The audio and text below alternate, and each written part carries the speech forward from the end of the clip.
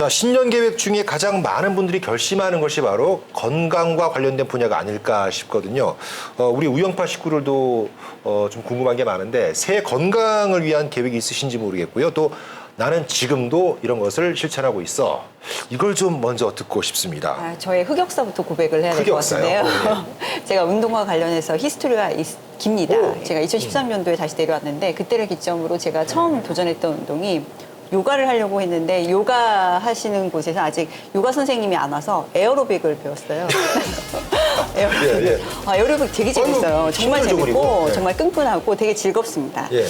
그리고 그 다음에 이제 제가 둘째를 갖게 되면서 에어로빅을 접었고요. 그 다음에 이제 요가를 좀 배웠고 다시 헬스로 넘어갔다가 헬스 역시 하필 그해 폭설이 많이 내려가지고 몇 년 전에 많이 내려가지고 급거 이제 헬스장에 돈을 많이 바치고 그런데 제가 다 이제 오래 하지 못했던 게 제 의지가 부족해서인 것도 있고요. 사실 일하는 상황에서 저희 어린애들은 이제 어머니가 봐주시는데 운동하러 가겠다고 또 애를 맡길 수가 없어서라는 핑계로 좀 흐지부지 된 면도 있어요. 근데 이제 둘째 많이 컸기 때문에 올해는 이제 어린 아이를 데리고 할 수 있는 운동으로 이제 수영을 너무 짧게만 수영. 네. 그렇습니다. 다시 도전. 자주 바뀌긴 했지만 꾸준히 관심이 있으셨던 것 같고 요즘은 또 뭔가 집안에서도 평소 하던 뭐 습관, 자세 이런 거를 고치면서 운동을 하는 분들도 많으니까 그런 것도 고려하셨으면 좋을 것 같아요. 그 건강과 관련된 명언들 보면은 유독 걷는 것을 찬양하는 그런 얘기들이 굉장히 많더라고요. 그래서 뭐 히포크라테스도 뭐 기분이 우울하면 걸어라. 그래도 우울하면 또 걸어라. 이렇게 뭐 얘기를 하고 그러는데 저는 사실 뭐 이제 뭐 올해도 그렇지만 작년, 재작년도 항상 좀 걷는 걸 좋아하는 편이에요. 뭐 물론 이제 제 비주얼을 보면 설마 저 사람이 걷는 걸 좋아한다고 이렇게 의심하는 수가 이렇게 많이 걸어서 이 정도가 된 거죠. 그나마 제가 걸어서 이 정도입니다. 그래서 올해도 이제 일주일에 한 2번 이상은 좀 땀 많이 흘릴 정도로 좀 걷자라는 목표로 계속 좀 실천을 해나가고 있는 이런 중입니다. 분도 계시더라고요. 그러니까 목표를 너무 세세하게 세우면은 그 달성하지 못할 가능성이 높고 일주일에 한두 번 정도 많이 걷겠다 하면 오히려 그런 것이 오래 갈 수 있지 않나 싶습니다. 그리고 뭐 우리 경문 씨는 운동을 아주 좋아하실 것 같아요. 날씬하시고 그래서 평소에 뭔가 좀 체력 관리를 위해 하시는 게 있는지. 제가 운동을 어려서부터 좋아할지 몰라도 저희 그 자녀들 아들 둘이 있는데요. 운동을 너무 좋아해요. 그래서 그 주말 토요일은 농구를 하고 일요일은 또 야구를 하고. 스포츠 가족인데요. 근데 여기에서 하나 또 말씀드리고 계획 나와서 말씀드리고 싶은 건 이제 애들을 운동장, 체육관에 픽업을 하고 집에 돌아와서 좀 누워있고 쉬고 있는데 이럴 게 아니고 애들 운동하는 동안 1시간 반 동안 주위에 걷는 것도 좋겠다라고 그리고 같이 들어오면 되니까. 나현 씨는 글쎄요. 너무 그 문화와 미술에만 집중하시다 보니 운동하실 시간이 있을까 좀 걱정도 되거든요.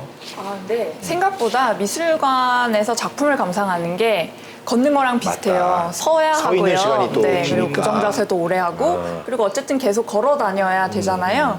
그래서 이게 생각보다 운동이 됩니다. 그럼에도 불구하고 집에서 운동을 해보려고 뭐 기구라도 장만하면 늘 빨래 걸어 놓거나 입고 난 옷 이렇게 쌓아주는 어떤 산을 만드는 용도로 사용되기도 하고 그래서 전 최근에 많이들 하시던데 그 간헐적 단식을 하시더라고요. 근데 그게 이론적으로 맞는지는 잘 모르겠지만 쉬워요, 실천하기가. 사실 아침만 굶으면 되거든요. 네, 저녁을 좀 일찍 먹고 아침 굶으면. 근데 간헐적 단식 하시는 분 중에 먹어도 되는 시간에 너무 많이 먹어. 너무 많이 먹어요. 그래서 당연히 배가 안 고프거든요. 간헐적 단식이 될 수밖에 없어요. 그런 건 아니잖아요, 그죠? 약간 그런 거긴 한데. 그래서 왠지 아침을 원래 안 먹잖아요. 아침을 원래 잘 안 먹는데도 아침을 안 먹으면 왠지 건강한 것 같고 왠지 단식 중이야 라고 생각하게 되는 것 같고 긍정적인 영향은 있더라고요, 확실히. 근데 아침에는 보통 좀 든든히 먹어라 오히려 그런 이론도 많잖아요. 차라리 저녁 때 조금 덜 먹고. 근데 뭐 개인의 뭐 체질에 따른 거니까 다 들어보니까 특별한 뭐를 어떻게 하겠다 자세한 건 없군요. 수영을 좀 해봐야겠다. 걷기를 좀 잘해야겠다. 간헐적 단식 좀 해보겠다 이겁니다. 좋습니다. 자, 그렇지만 이 건강만큼 꾸준한 관리가 필요한 것도 없는 것 같습니다. 오늘은 그래서 제주도민의 건강을 생각해보는 시간을 좀 마련해보고자 합니다. 그런데 말이죠. 시작부터 긴장을 좀 할 듯합니다. 최근에 국민건강보험공단에서 통계가 나왔는데 결과가 심각합니다. 전국 17개 시도 중에 검진을 받는 비율이 꼴찌로 나왔거든요. 예. 항목별로 좀 재열 씨가 분석을 해주신다면. 그 사실 11월 말부터 직장 다니시는 분들이라면 흔히 접하실 수 있는 풍경이 있을 겁니다. 아마 그래서 아유 저 총무국인데요. 저 혹시 고재일 씨 건강검진 안 받으신 것 같은데 언제까지 받을 수 있냐고. 예. 아 맞아요. 예. 아이고 그러니까 직장 동료한테 물어보죠. 어디 한라병원이 빨라 아니면 제대병원이 빨라 하니까 아유 거기에 요즘 그 연말이라구나 막 차순하게 예약도 꽉 차고 안 될 거나 어디 빨리 가까운 데 가거나 앞서 이런 것들 아마 다들 한 번씩 경험을 하셨을 겁니다 아마. 그래서 연말 되면 밀린 숙제 하듯이 하는 이 건강 검진 밀린 숙제라도 어쨌든 기한 내에 하면 다행인데 우리 제주도민들 이 건강과 관련된 밀린 숙제 조차도 성적이 별로 좋지를 않습니다. 예. 그 2018년 건강검진 통계 연보에 따르면요, 제주 지역 수검률이 전국 최하위라고 합니다. 그래서 일반 건강검진 같은 경우에는 수검률이 72%, 예. 전국 평균이 76%라고 하는데 이게 좀 많이 떨어지죠. 암 검진 같은 경우에도 36.8%, 수검 영유아 구강 검진 같은 경우에도 36%로 전국 평균에 비해서 한 4~5% 가량 계속 낮아요. 그러니까 저 같은 이렇게 그 직장 생활하는 사람들은 오히려 좀 다행이거든요. 회사에서 억지로라도 하라고 하니까. 그래서 1년마다 싫어도 할 수밖에 없는데 일반 뭐 자영업 하시는 분들은 또 본인의 선택에 따라 달라지잖아요. 실제로 저 같은 경우도 주변에 있는 동생 2명이 최근에 정말 10몇 년 만에 받았는데 다 암 초기 판정받아가지고 한 동생은 작년 가을에 수술했고요. 위 절제하고 또 한 동생이 방송 내는 바로 오늘 또 수술을 해요. 그나마 초기니까 다행이다. 그 정도로 생각보다 나이가 좀 들면은 의외로 자주 발견되는 게 이런 암 같은 병들이잖아요. 그러니까 이건 진짜 그냥 할까 말까 선택의 문제가 이제는 아닌 것 같습니다. 너무 자주 받을 필요는 없더라도 꼭 받으셔야 되고요. 자, 그런데 이렇게 중요한 게 검진인데 일반 검진뿐 아니라 영유아 검진까지 검진률이 전국 꼴찌입니다. 모든 게. 경문 씨, 왜 제주만 이런 걸까요? 뭐 제주는 청정 지역이니까 뭐 이런 맑은 공기마저도 건강하겠지 뭐 이런 인식이라든지 뭐 또 오히려 제주가 섬이다 보니까 여기서 뭐 아까 말씀하신 병원 가면은 뭐 복잡해 바빠 다음에랑 내년에는 가야죠 이런 생각을 하다 보니까 그게 매년 이어지는 거죠. 그렇죠. 나연 씨는 검진 규칙적으로 받으세요? 받으려고 노력을 하는데요. 저는 이게 왜 제주도가 수치가 낮은지 알 것 같은 게 자영업자분들이 확실히 많으시잖아요. 직장에선 뭐 하루 날 정해서 무조건 그날은 휴무를 하고 검진을 받고 어쨌든 출근도 안 하니까 좀 좋고 그러니까 마음 편하게 이게 검진을 받으실 것 같은데 자영업자들은 뭐 시간을 내서 검진을 받으러 간다고 해도 병원이 부족해서 내시경 같은 경우는 막 한 달 전, 보름 전에 예약을 해야 되는데 예약을 하고 나서도 그 날짜에 또 다른 일이 생기면 또 미루거나 못 하게 되거나 하는 방식으로 그러니까 시간을 내기가 정말 여의치가 않은 거예요. 그래서 뭐 예비군 훈련이나 직장에서 하는 것처럼 그러니까 제주도 차원에서도 좀 그 날만은 좀 보호해주는 날들이 있다거나 어떤 기간이 뭐 프리랜서가 검진을 받는 기간이라거나 뭐 자영업자가 검진을 받는 기간을 좀 정해두고 그 기간도 뭐 너무 좁아서는 안 되겠고 한 달이나 한 달 반 뭐 이런 식으로 좀 하반기 말고 좀 중후반기에 좀 해주시면 좀 마음 편하게 건강 챙길 수 있는 좀 계기가 되지 않을까 싶기도 하고요. 이게 자기 몸인데 자기가 알아서 챙겨야지 뭐 이렇게 생각할 수가 있지만 바로 이런 것이 또 행정에서도 관심을 가져야 할 부분이 아닌가 싶습니다. 저도 이제 다른 분들하고 좀 의견이 비슷한데 사실 이거는 이제 제주 지역 같은 경우에 왜 이렇게 건강검진 수검률이 떨어지느냐 이거는 노동구조를 보지 않고서는 이거는 좀 약간 해석을 하기 어려운 수치인 거는 분명해요. 그러니까 뭐 말씀하셨지만 자영업자 비중도 없죠. 비정규직 비중도 없죠. 거기다 1차 산업 종사하시는 분들 많죠. 1차 산업 종사하시는 분들 중에서도 또 나이 드신 분들 많으시고 하다 보니까 그럴 수밖에 없는 사실 어떻게 보면 이게 그럴 수밖에 없는 측면이 없지 않아 있어요. 또 근데 또 개인적으로 보다 보면은 또 이제 우리 좀 약간 뭐라고 합니까? 특히 이제 도민들 중에 좀 약간 특히 이제 남성분들 중심으로 제 또래 남성분들 중심으로 좀 약간 대응한 게 있어요. 에이 무슨 되죽에 무슨 뭐 건강 과신.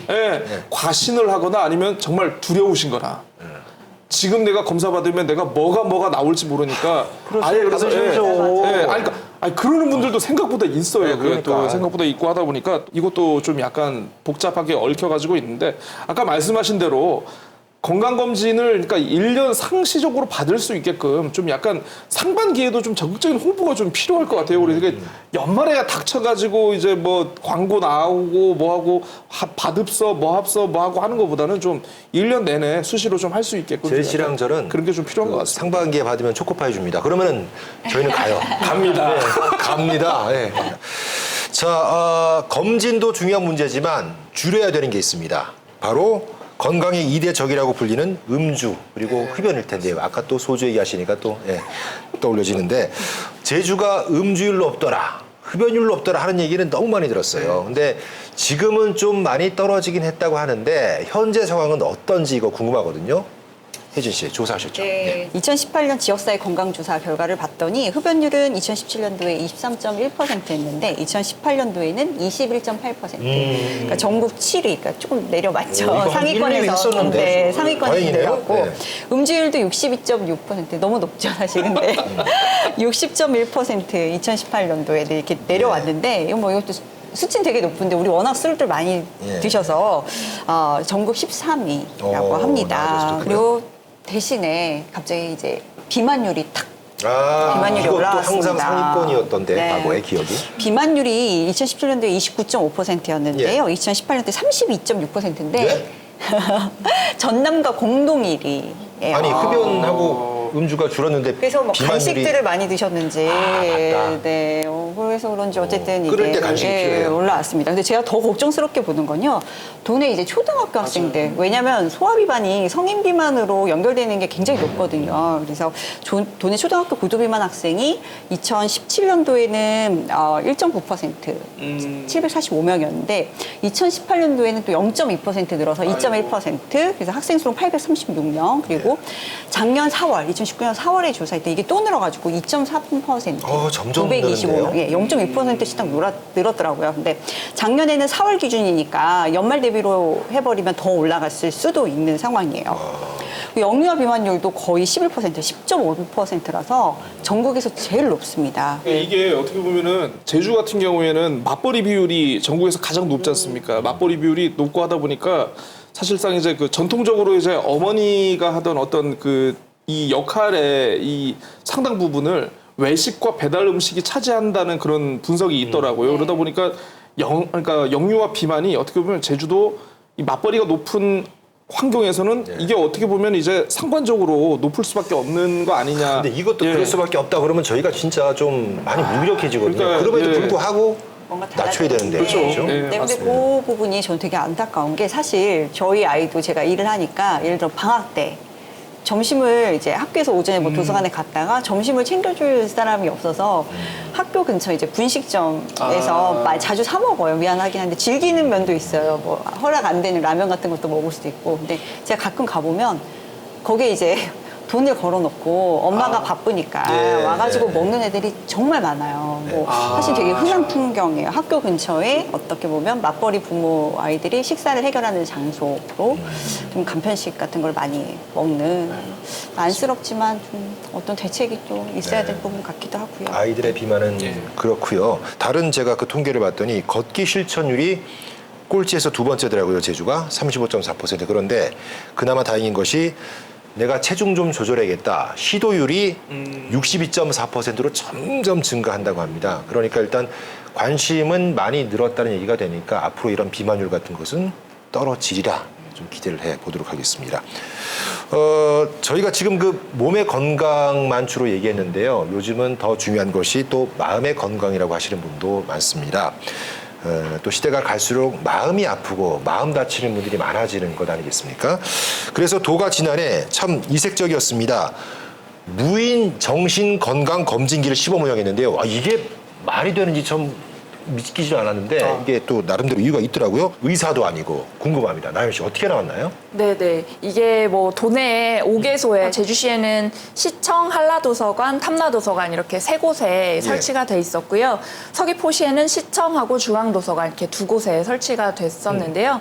작년 3월부터 11월 사이에 2,078명이 실제로 이용을 하셨고 여기에서 그 정신건강의 고위험군 이심자가 734명이나 발견이 됐습니다. 네, 굉장히 그러니까 유의미한 수치인 것 같아요. 거의 한 30% 이상이 되는 수치잖아요.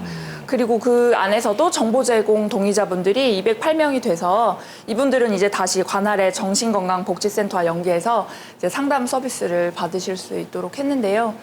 말씀하신 대로 뭐 스트레스도 심하고 최근에는 그리고 마음의 병이 다시 우울증이나 이런 질환들이랑 연관이 돼서 또 자살률이랑 이어지기도 하고요. 뭐 이런 문제들을 사실 조기에 우리 건강검진에서 조기에 건강 유지를 할 수 있도록 하는 것처럼 정신도 이렇게 좀 조기에 발견해서 좀 뭐 상담이나 이런 서비스들을 통해서 좀 치유가 될 수 있다면 굉장히 의미 있는 일이 아닐까 싶어요. 무인 그냥 뭐 민원 서류 발급기도 아니고 네네. 정신건강 검진기입니다. 그럼 뭐 화면에 나오는 질문에 예 아니요 이렇게 계속 따라가다 보면 나중에 결과를 얻을 수 있는 거겠죠. 예. 그렇군요. 신기합니다. 경무실은 요즘 뭐 정신건강 상태 어떠십니까?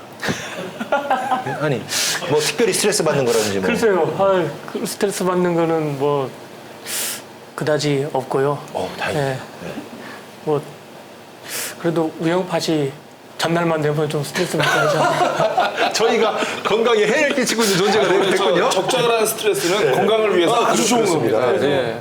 좀 긴장을 하는 것도 좋은 것 같아요. 이제 제가 아까 무인 이제 정신건강 시스템 이렇게 말씀을 해주셔서 조금 더 설명을 해보면 여기에는 그 이름, 나이, 연락처 등 간편하게 입력을 하면은 그 우울증, 스트레스, 자살 경향성 등 28가지의 그 검사를 청소년 그리고 성인, 노인 등 그리고 이게 그 생애 주기에 맞춰 진행을 된다고 합니다. 그리고 이게 좋은 점은 정신과 의사나 그런 데 안 가도 이렇게 알아볼 수 있는 거 이게 되게 좋고 그리고 이 실제 한 사례를 설명드리고 싶어요. 그 서귀포시 그 주민입니다. 서귀포시청을 방문하게 돼서 그 다른 업무를 보고 이걸 한번 해봤대요.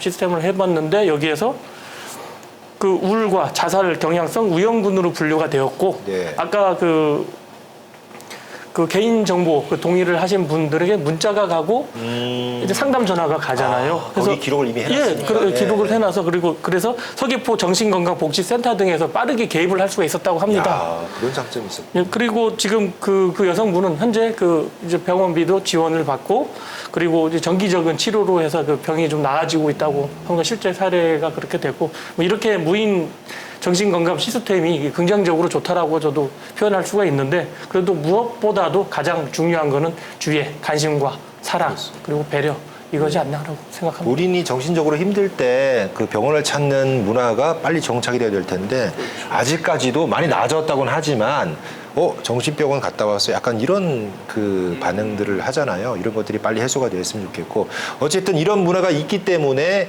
무인 검진기가 도움이 될 것 같은 생각도 드는데 그래도 제일씨 기계가 어쨌든 묻고 답하는 거 아니겠습니까? 이게 과연 진짜 도움이 될까요? 그러니까 저도 이제 서귀포시청에 마침 이제 근처에 있어가지고 한번 가서 테스트를 해봤어요.